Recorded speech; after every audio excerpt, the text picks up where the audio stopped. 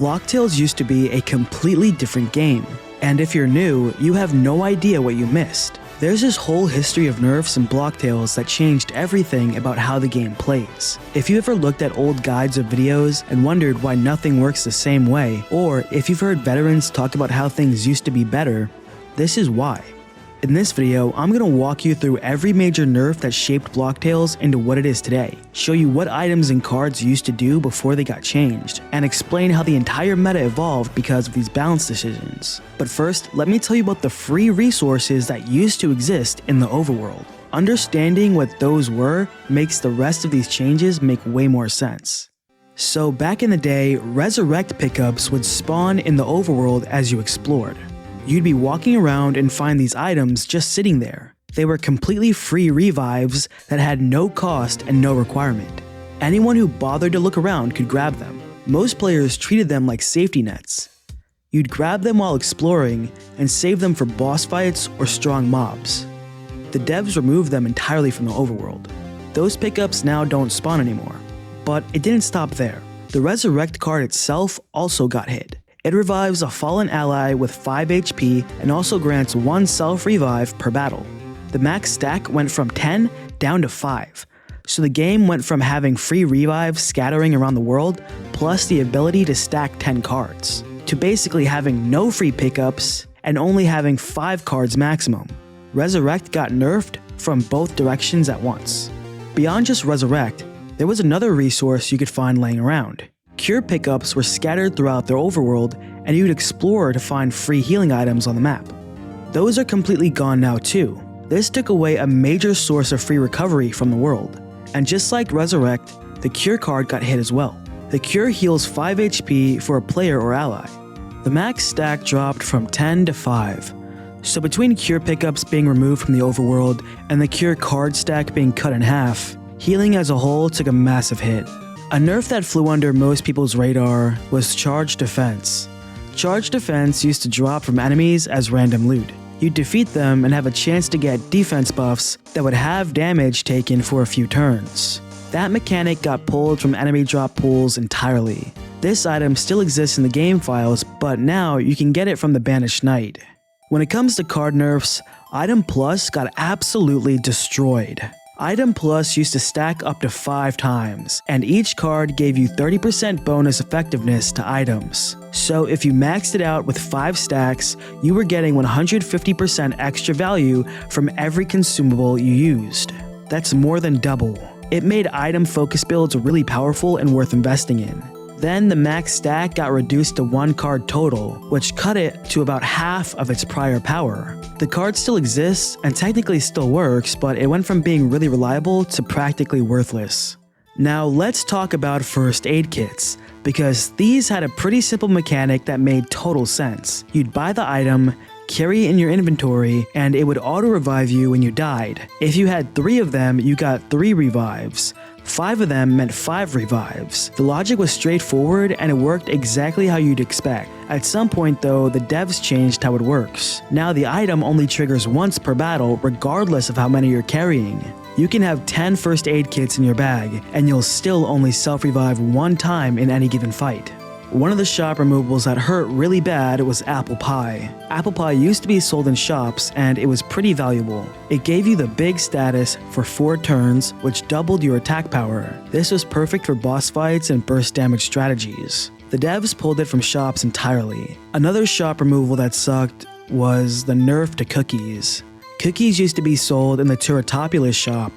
They restored 8 HP and 8 SP and 1 consumable. It was an efficient healing option that new players would stock up on to get through early chapters. But now, that shop doesn't sell them anymore. Next, Sacrifice used to stack up to 10. Sacrifice heals all party members by 5 HP at the cost of 5 HP to the user. When you could stack 10 of them, healing builds had enough resources to sustain through really long fights. You could keep your team alive for extended periods by carefully managing when to sacrifice your own health. The max stack dropped to 5. You lost half your healing potential for your team-wide support. The passive card nerfs were pretty extensive too. HP Drain is a passive that restores 1 HP per successful attack but decreases your attack damage by 1. This used to stack 5 times and now it caps at 3. When you could stack up to 5 of them, the health regeneration made up for the damage trade-off. With 3, it's way weaker and it really hurt health regeneration builds. SP Drain works exactly like HP Drain, but for SP instead of HP. It restores 1 SP per successful attack, but decreases attack damage by 1. It costs 1 BP, and this also went from 5 stacks down to 3. Both Drain cards got hit with the same nerf, which made sustained builds based on attacking way less viable. HP Finder is a passive card that restores an extra 1 HP after winning battles. It costs 0 BP to equip, and the max stack went from 5 down to 3.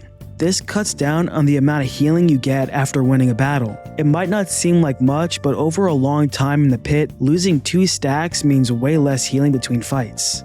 SP Finder works the same way as HP Finder, but for SP. It restores an extra 1 SP after winning battles, and it costs 0 BP to equip. This also dropped from 5 stacks down to 3. Happy HP is a passive card that restores 1 HP every few turns during battle. It costs 2 BP, and the max stack went from 5 down to 3. The devs did buff it though to activate every 2 turns instead of every 3 turns, so they tried to make up for it.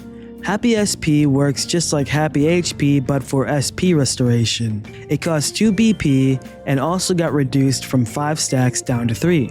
It also got the same buff where it activates every 2 turns now instead of 3. The pattern here is pretty clear, that every passive that gave you regeneration got its stack limit cut down. SP Regen Plus is a passive that restores an extra 1 SP when you defend or pass. It costs 2 BP, and this went from 5 stacks down to 3. If you were trying to play a defensive style where you build up resources over time, you lost 40% of your maximum potential SP gain. The strategies that rely on you lasting a long time are really taking a hit from this. Now let's switch to weapons. The Slingshot is a weapon card that replaces a sword. It fires multiple pellets based on charging an action command. It used to give you +2 attack as a bonus. Well, that got cut down to +1. It was never really an overpowered weapon to begin with, but it was just a solid alternative to the sword. Now cutting that attack in half made it way less appealing for anyone to use. One of the more clever cards that got changed was Anchor. It's a passive that costs 2 BP. When you faint, it heals your entire party for 10 HP. Players figured out some really smart strategies with this. You'd intentionally take lethal damage at key moments to trigger the healing and keep your team alive. It rewarded planning and actually understanding the game mechanics. And if you're lucky, one of your teammates could bring you back. The devs added a restriction where it only activates once per battle now. You can still use the card, and it still heals your team when you die, but you can't build strategies around multiple sacrifices anymore. The last major nerf on the list was to the Launcher. The Launcher is a weapon card that shoots a rocket. It reduces enemy defense and deals splash damage to nearby enemies. The unique thing about it was that it could skip enemy positions and hit backline targets directly. That mechanic got removed. Now it doesn't skip positions anymore, which makes it way less effective for crowd control. The positioning strategy that made it interesting is gone, so now it works more like a standard weapon.